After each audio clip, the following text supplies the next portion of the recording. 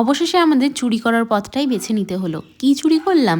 তাহলে চলো সকাল থেকে শুরু করা যাক। রবিবারের সকাল চলে গিয়েছি বাজারে। এই দিন আমাদের নেওয়ার ছিল মাটন। তাই আমরা এদিক ওদিক ঘুরে একেবারে বেস্ট দোকান থেকে মাটন নিয়েছি। আর মাটনের দোকানে গিয়ে মনে হচ্ছিল আমি মাটন কিনতে এসেছি না সোনা কিনতে এসেছি, কারণ 1000 টাকা কিলো হয়ে গেছে মাটন। এরপর বাজারঘাট করা হয়ে গেলে চলে আসলাম বাড়ি এসে একটু ফ্রেশ হয়ে নিয়ে ঘরদোরটা গুছিয়ে নিলাম।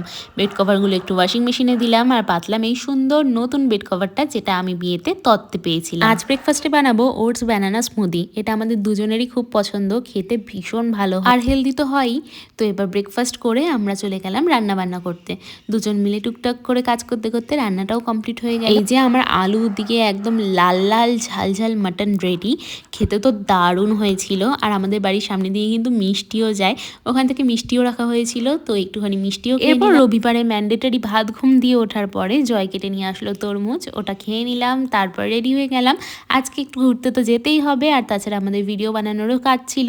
তো চলে গেছিলাম এই সুন্দর একটা কিউট ক্যাফেতে, যেটার ভিডিও খুব তাড়াতাড়ি চ্যানেলে আসছে। তোমরা কিন্তু চ্যানেলটাকে অবশ্যই সাবস্ক্রাইব করে দিও। এরপর ঘটলো সেই আসল চুরির ঘটনাটা। আমাদের এখানে রাস্তার এই সুন্দর গাছগুলো, তারপর মানি প্ল্যান্ট অনেকগুলো হয়ে আছে, তো আমরা ভাবলাম যে এখান থেকে আমরা নিয়ে আসি। তাই এখান থেকে গাছগুলো আমরা তুললাম, তারপর বাড়ি চলে আসলাম। এসে ওই গাছগুলোকে সুন্দর করে পটিং করলাম।